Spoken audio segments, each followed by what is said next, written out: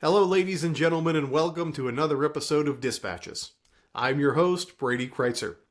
Joining me today is Journal of the American Revolution contributor David Ervin, and he'll be looking at the Continental Army in the West and the political dynamics that drove them. David, thank you for joining us. Hey, thanks very much for having me. It is a pleasure and an honor. David, you've been on before. Remind us a little bit about your background. So I'm an Army veteran. I came back to West Virginia. I studied early American history at West Virginia University. Now I'm a writer and more often an editor, although I do get some writing out sometimes. And I've been studying this period and this place for a number of years now, and happy to be able to share a little bit of that research. Excellent.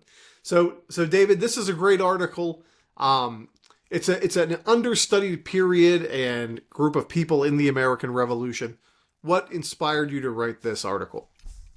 So the American Revolution is really understood as something that happened out east. The Americans, uh, principally the Continental Army versus the British Army. So we know about the bigger campaigns that happened out east.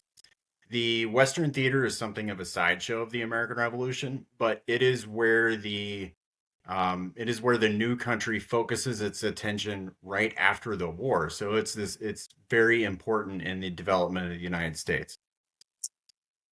David, this article, at first glance, is about the western frontier. It's about the Ohio River Valley. We see that today as Western Pennsylvania, Kentucky, West Virginia. It wasn't so back in the Revolution, though. Tell us why Virginia feels compelled to take the lead in defending this territory. So the region of present day southwestern Pennsylvania and northwestern West Virginia was all claimed by Virginia at the time. There was a boundary dispute between Virginia and Pennsylvania that the area surrounding Fort Pitt was claimed by Virginia and Pennsylvania. So there was a lot of political upheaval surrounding that. The reason Virginia felt compelled to defend this place is a really multifaceted answer.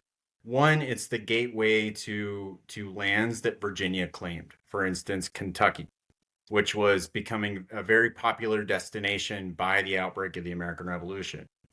The other reason was that this was contiguous Virginia territory that they felt they had an obligation to defend. They had just defended this region in colonial conflict by the name of Lord Dunmore's War against the Shawnee and the Mingo. And they had a significant population out here, and there was significant economic interest in Western lands. And that was represented by folks that were in the House of Burgesses and later the House of Delegates or the Virginia Convention.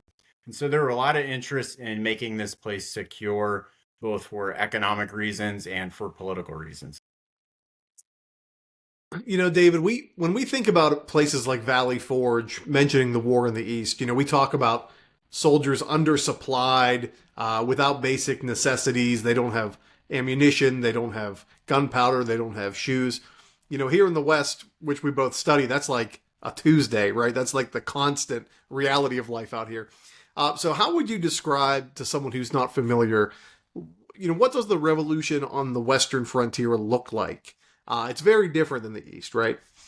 Yes. So we didn't have the threat of a British army that was going to invade this region, for instance. The distances involved between British centers of operation were pretty vast. What we did have were lots of Native American nations that were allying with the British, and they were hitting the frontier in a way that was very hard to defend against. While sometimes you had rather large war parties attacking places like Fort Henry that happened in 1777, most of the time it's this small scale raids that are striking your more isolated fortifications or your isolated settlements and single homes. And it was a very labor intensive kind of war effort because the defensive apparatus that the militia maintained was never quite able to provide perfect security. And so the strategic thinking at the time was if you disrupt the Native Americans' bases of operation in Ohio, you could quell the tide of attacks in this area.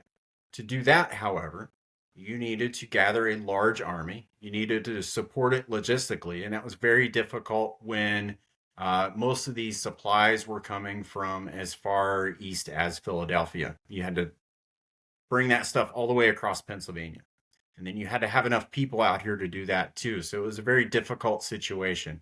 Um, Politically, we still see the pockets of loyalism like we would back east, but largely in the beginning of the war, for instance, you see a kind of it probably wasn't smooth for people on the ground at the time, but the shape of the Virginia government didn't necessarily change because of the revolution. It was kind of the same store under different managers, so to speak. So it was a fluid situation, though, and definitely the Native American attacks were a large concern for people out here. Yeah, David, certainly reading your article, you get the sense that the West is never really properly manned. It's always pretty scarce, and that includes militia, but also, regular Continental Army units and regiments. What is the nature of the Western frontier? I mean, would you say it's adequately defended?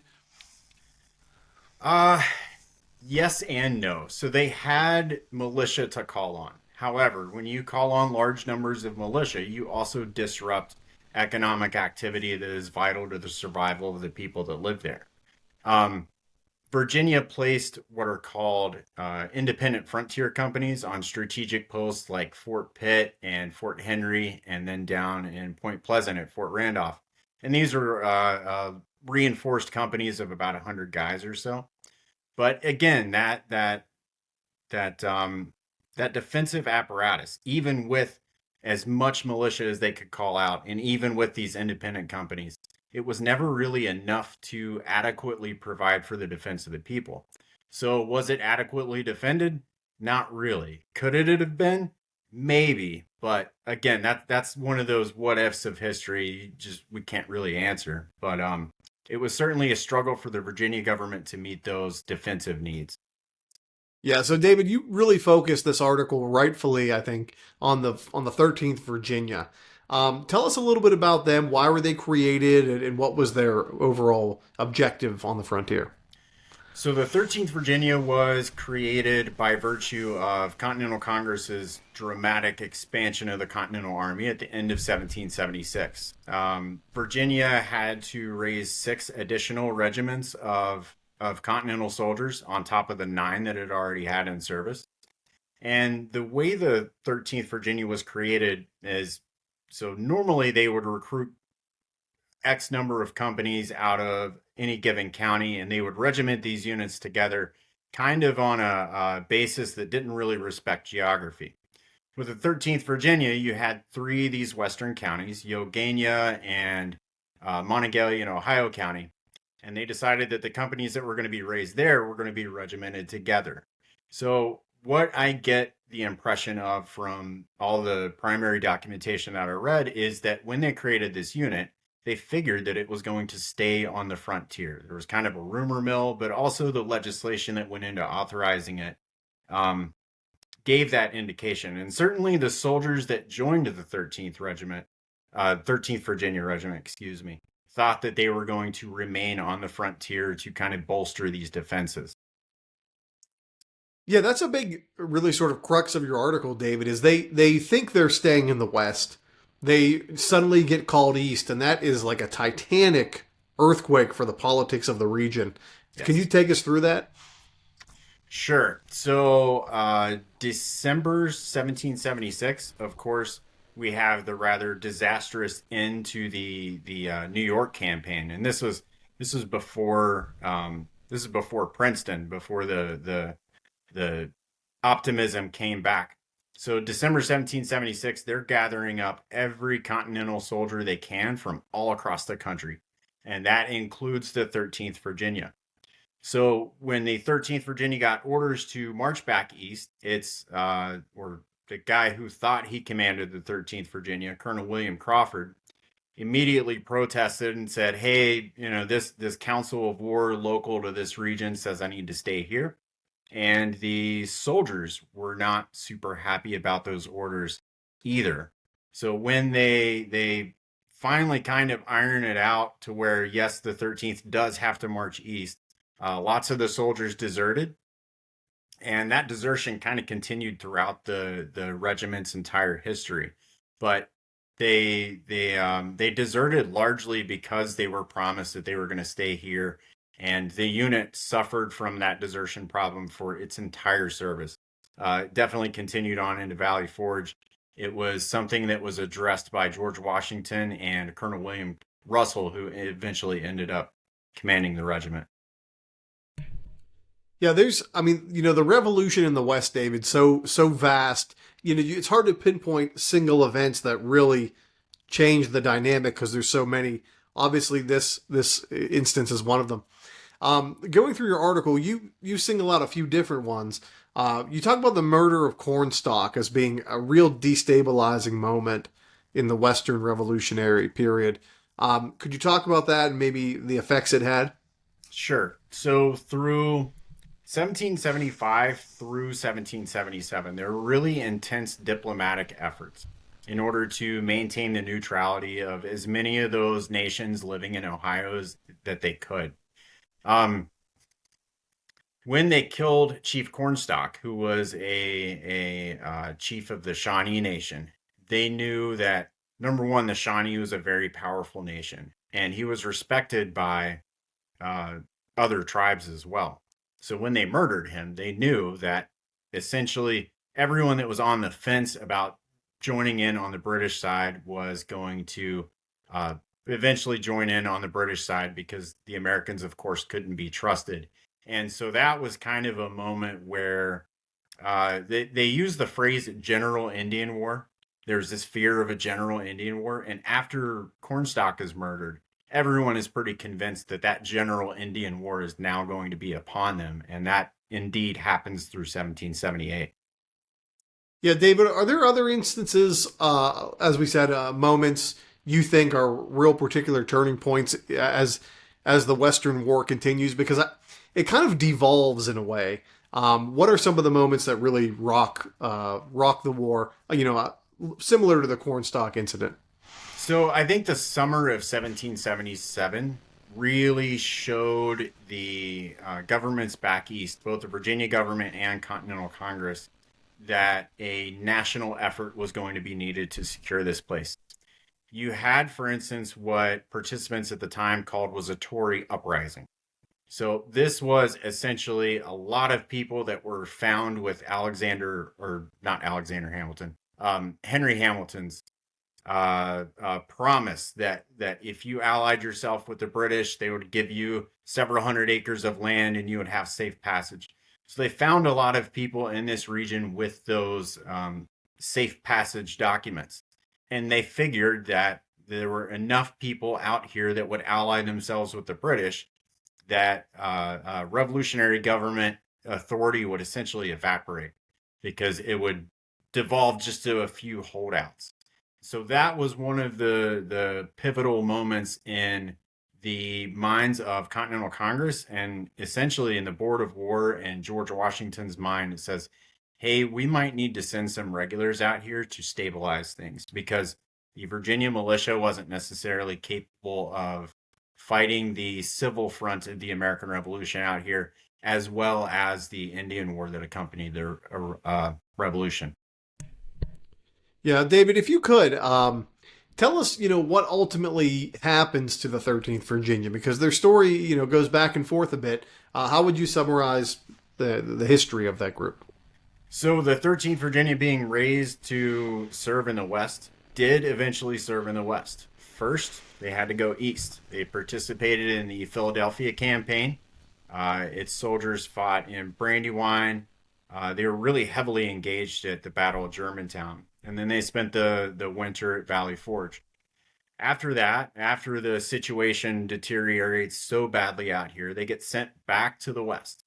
And they make a rather grand offensive movement into Ohio and build what is called Fort Lawrence.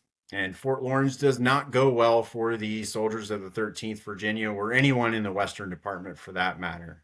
They spend a lot of the winter besieged out there. They're eating moccasins. It's just not a good situation.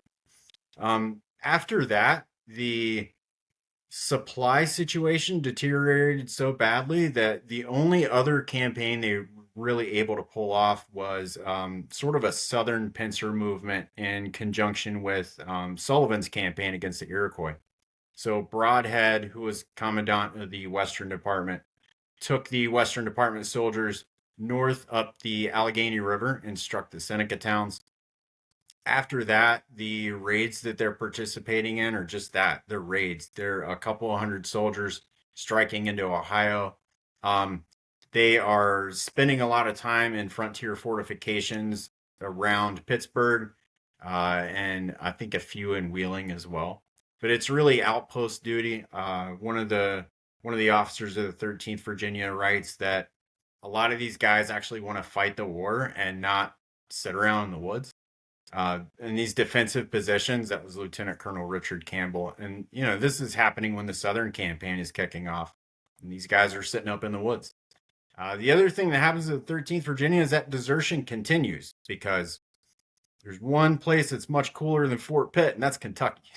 And so these guys just keep disappearing to Kentucky.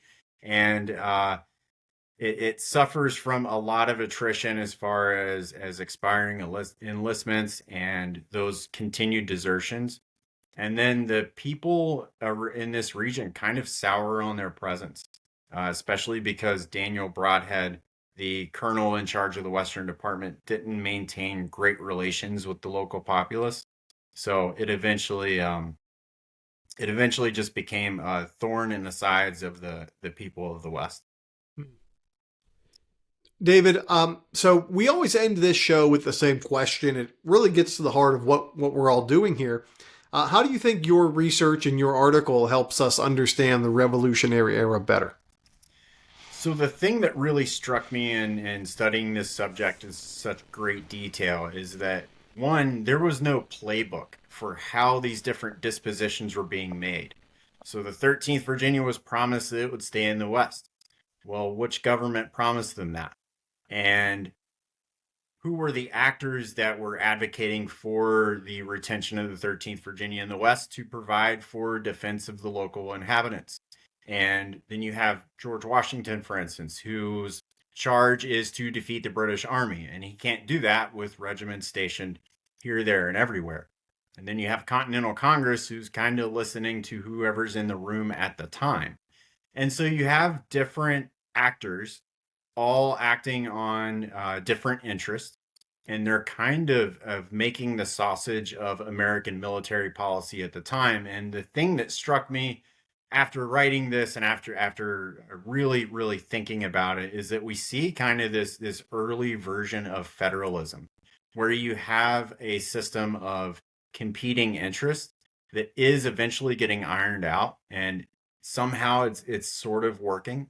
But it was just a fascinating really close glimpse into the subject of forming American military policy during the Revolution. David Ervin, thank you again for joining us. Thank you, sir.